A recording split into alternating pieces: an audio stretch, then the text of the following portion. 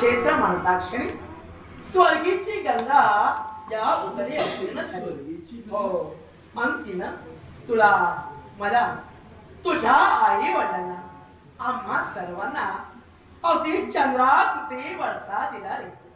आता ही स्वर्गीची गंगा म्हणजे कोण? देवा शंभू महादेवांच्या धर्मबिंदूपासून जिचा जन्म झाला तीच म्हणजे भीमा नदी. आणि तीच भीमा नदी या पवित्र क्षेत्री अवतीर्ण झाली आणि तिनंच हा चंद्राकृती वळसा दिला.